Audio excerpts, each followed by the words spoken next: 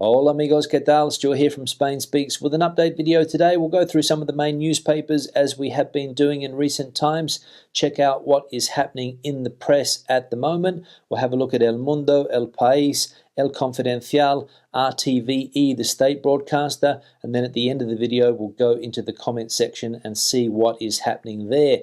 Now hopefully there's not going to be too much news about the political earthquake that Spain suffered the other day, or various autonomous communities in the country suffered.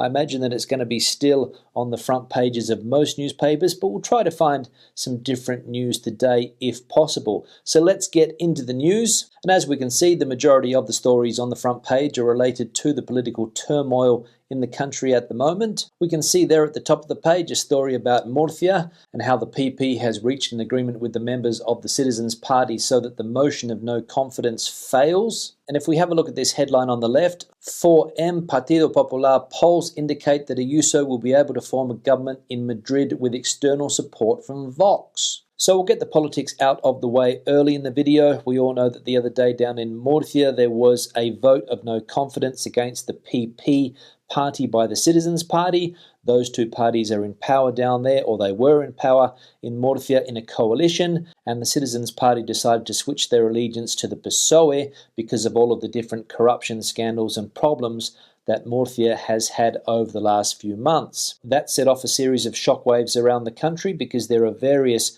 coalition governments formed by the PP and the Citizens Party around Spain. For example, in Murcia, as we just mentioned, Andalusia, Madrid, Castilla y León as well, I believe. And in Madrid there was the biggest earthquake of all because the Madrid Premier, Ms. Díaz Ayuso, decided to dissolve the parliament and call elections for the 4th of May. Nobody apparently was expecting this. The Madrid Premier thought that the Citizens Party would also put in a vote of no confidence in Madrid, so she broke up the parliament. And as we can read in the paper today, polls are suggesting that she will receive enough votes to be able to govern with the help of the right-wing party Vox. So a bit of a change most likely coming up for Madrid, going from a centre-right coalition to a more extreme right coalition if they do a deal with Vox. So we'll wait and see what happens there.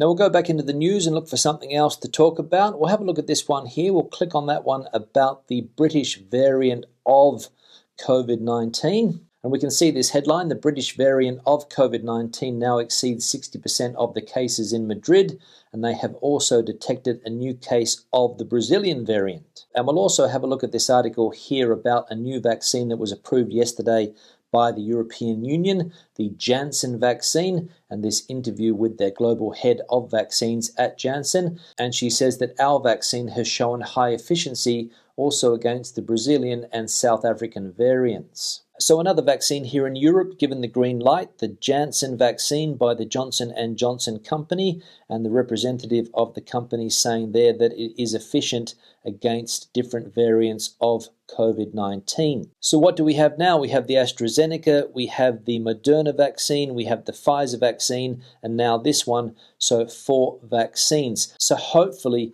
this means that the vaccination campaign here in Spain will be sped up in coming months. However, there are also quite a few stories about the AstraZeneca vaccine in the press today, so we might come across one of those in a few moments' time. Now we'll leave El Mundo and go to El País, see what is happening there. And as we can see, all of the stories on the front page, again, related to the political situation here in Spain.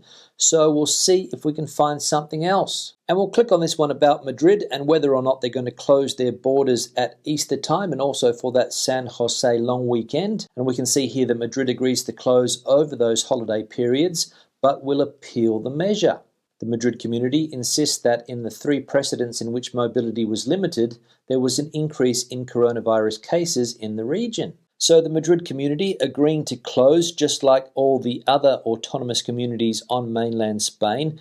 Everywhere is going to close down for those long weekends, especially the Easter break, but Madrid as we can see, they're not happy because their argument is that when they have closed down in the past, people get out and about too much and the incidence rate goes up. So they want people from Madrid to be able to travel freely around the country, to go to places where there are more restrictions in place. So for example, Valencia, Andalusia. Hopefully people from Madrid will behave when they get to those areas and also go to areas where the population is not so dense. But if people stay here, the argument, according to the government, as we said, is that the incidence rate is going to increase, as it has done 3 times in the past, apparently. So still a bit up in the air. Will Madrid close for those holidays or won't it? Time will tell. Now back into the news, and we'll have a look here at these stories about AstraZeneca, which I must say is turning out to be a very controversial vaccine here in Spain and the European Union. And we can see 2 stories here. AstraZeneca will deliver 25% fewer vaccines committed to the EU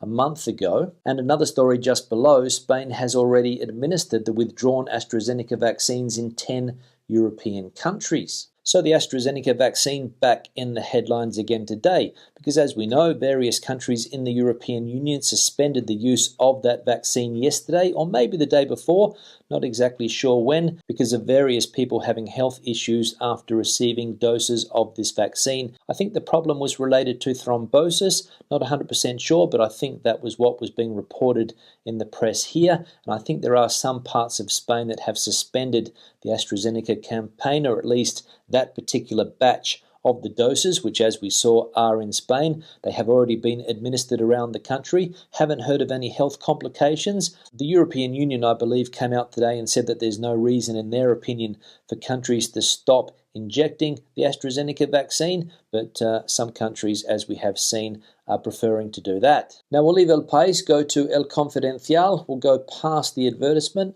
have a look at the health data, and we can see the 2 predominant colours, the dark grey colour and the light grey colour. The light grey colour representing less than 100 cases per 100,000 over the last 14 days, and the darker grey colour between 100 and 250 cases. So for example, Andalusia, we can see 122.3, Extremadura 43.8, Castilla-La Mancha 78. If we go into one of these darker colours, for example, Catalonia, we can see 169. And Madrid, let's click on there and see 225.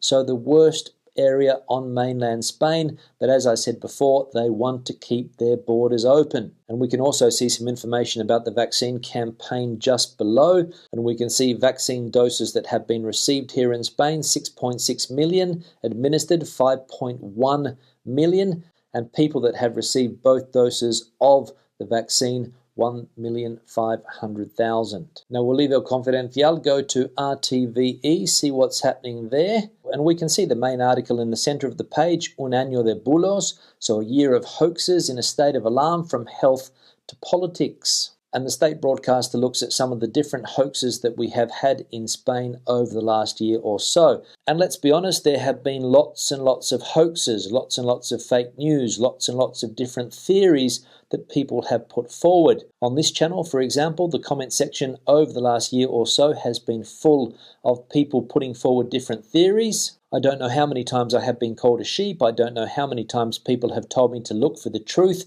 to listen to various experts around the country, people that believe different things, that all of this is fake, that it's not real, and that we are all being taken for a ride. And even the other day I read a couple of comments from people telling me that this is nothing more than a flu, nothing to be worried about, and that it is all just one big hoax. But hey, people are entitled to believe what they want to believe. Now we'll go back into the news, and I saw an article here about the government aid packages, so we'll click on that one and see what it's about. And it is that the government will transfer some 7 billion euros of direct aid to the autonomous communities in the next 40 days. So finally, it seems that some of that aid is starting to get through to the autonomous communities and to the companies that need it the most. We saw the other day that there was some type of problem between the 2 members of the government, the Podemos and the Socialist Party, and they blocked that aid package for a few days. But today, apparently, all has been resolved, and that money will start to get through over the next 40 days